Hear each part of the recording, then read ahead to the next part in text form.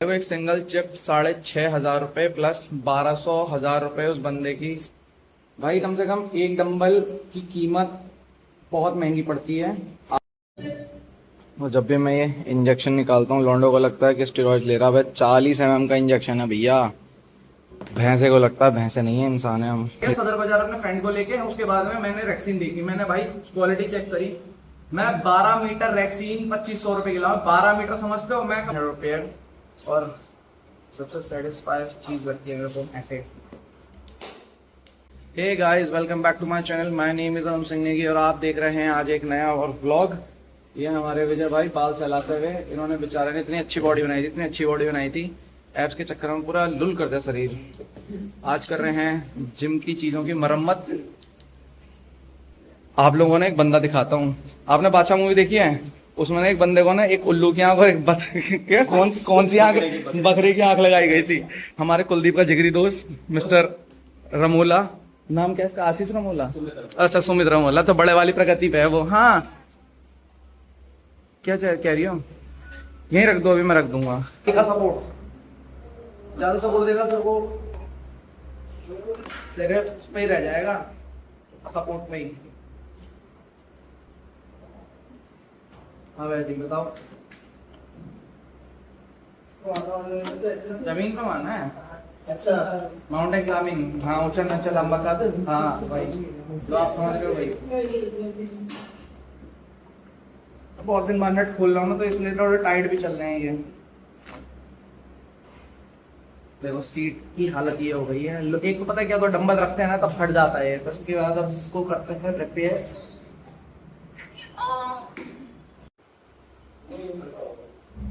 अब इसके पिन निकाल के इसको करते हैं रिपेयर। और सबसे सेटिस्फाइड चीज लगती है मेरे को ऐसे, मजा सा आ जाता है इससे, समझे? हाँ, लेग रेस। सिर्फ लेग रेस मानना है आपको। लेटो में मैं ये सब बताता हूँ, पहले करो मैं ये सब बताता हूँ। ट्राइपॉड खरीदना है अच्छा सा।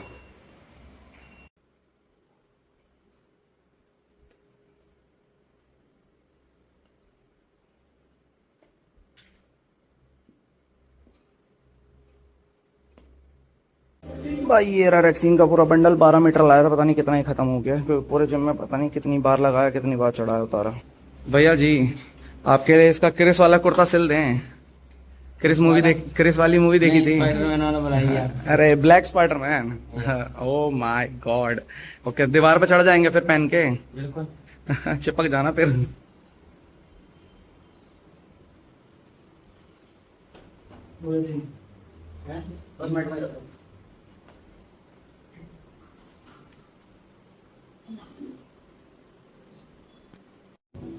देखो गाइस, अभी इसको उतारा है, इसके बाद मैंने इसे स्टेपल्स करा है। सब बढ़िया मशीन लगती है मेरे को, मज़ा सा आता है इसको करने में। तो हो गई है कम से कम 30% रेडी। अभी इसको पूरा रेडी करके दिखाता हूँ आपको। काम करते करते हाथ दुखता है। एक बात शेयर करना चाहता था कि मेरे एक जान पहचान में एक जिम के ऑनर हैं।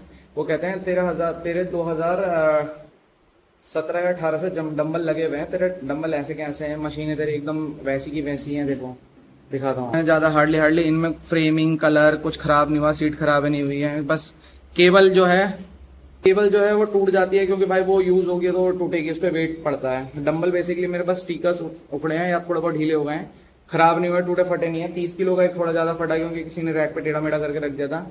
जस्ट बिकॉज की रीजन ये है कि जैसे कोई डंबल पटकता, भाई मैं उसको सामने से बोलता हूँ भाई डंबल पटकना है, अगर आपको ये फैशनेबल चीज लग रही है तो आप किसी और जिम में जा सकते हो, मेरे जिम में ये चीज अलाउ नहीं है। बहुत लोगों को ये बुरी भी लगती है, बहुत लोगों को अच्छी भी लगती है, क्यों? सिंपल सी चीज है। अगर आपके पास में कोई चीज है, अगर उसको आप तोड़ फोड़ दोगे, आप उसको बार बार यूज कर पाओगे? नहीं कर पाओगे ना। तो ऐसी ही मशीनें हैं, ऐसे ही डंबल है। अगर आप वो फटे हुई चीज है उसके लिए फिर बार बार मुझे बोलोगे भैया उसको रिप्लेस कर दो, या मतलब उसको नए डंबल ले आओ, ये कर दो, भाई उसमें बहुत खर्चा आता है। आप लोगों को लगता है ना कि ये 10-5 हजार रुपए की चीज है। 10-5 हजार रुपए की चीज होती है ना भाई, ये हर साल हर 6 महीने में चेंज कर देता मैं। भाई कम से कम एक डंबल की कीमत बहुत महंगी पड़ती है। आप लोग समझ नहीं पाओगे उस चीज को। जो चीज ऑनर ऑन कर रहा होता है, जब उसके सामने कोई डंबल चीज या डंबल प्लेट टूटती है और उसको पता होता है कितना दुख लगता है, कितना बुरा लगता है। तो यही चीज़ें हैं। हाँ, भाई पता है ये बड़ी वाली सीट चेंज करी थी ना, इतनी आफत नहीं आती, छोटी वाली चीज़ों में बहुत आफत आती है। लो गाइस, कर दिया सीट को फिट हम फाट। अब करते हैं इस पे इसको अटैच।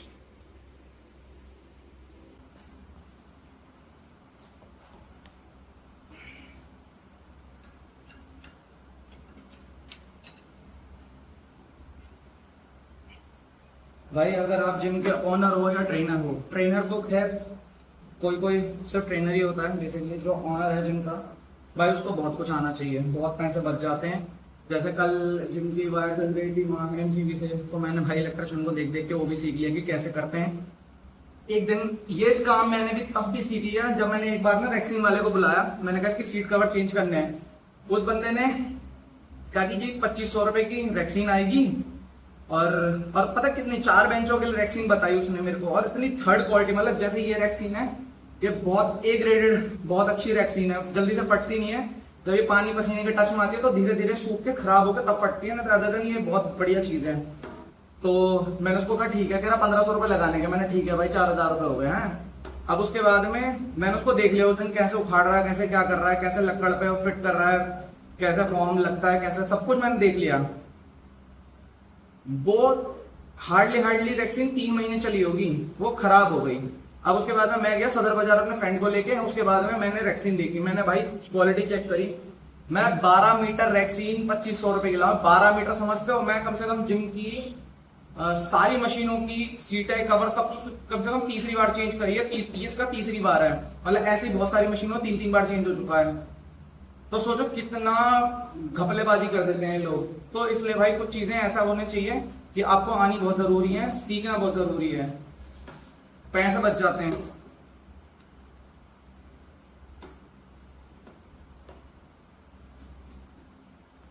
और जब भी मैं ये इंजेक्शन निकालता हूँ लौंडों को लगता है कि स्टेरॉइड ले रहा है। 40 mm का इंजेक्शन है भैया, भैंसे को लगता है, भैंसे नहीं है इंसान है हम। ये देखो, ये है ट्रेडमिल का सिलिकॉन ऑयल, ये ट्रेडमिल की साइड्स में डलता है और इसके प्लेटफॉर्म को बचा के रखता है। भाई उसका प्लेटफॉर्म आता है बहुत महंगा, आधा तो घिस चुका है, ये होगा कुछ टाइम में चेंज।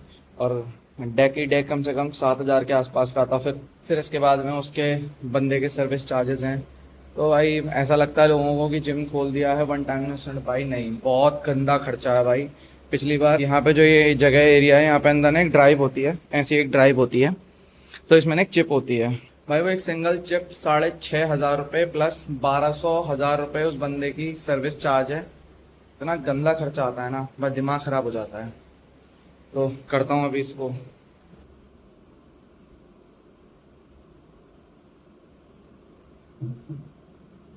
ये इसमें जा नहीं सकता ना, बॉटल का जो छोटा होल छोटा है, तो दैट्स वाई कि पहले कप में पोर करना पड़ता, देन उसके बाद में इसको इसमें डालना पड़ेगा। अब थोड़ा बहुत जो ऑयल बचेगा वो मशीनों के उस पर लग जाएगा, मशीनें भी थोड़ी सॉफ्ट हो जाएंगी।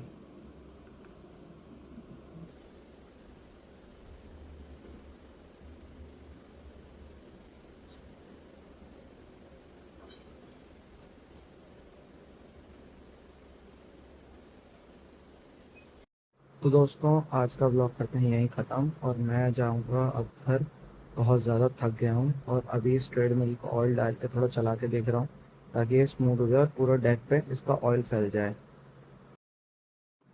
अब इसकी बेयरिंग थोड़ी सी ना आवाज़ कर रही थी हल्की हल्की, क्योंकि भाई बहुत ज़्यादा चलने के बाद में ना उसको भी बहुत सारे ऑयल की ज़रूरत होती है। तो साइड में इसके जो रोलर्स हैं उसमें मैंने अभी ऑयलिंग की है।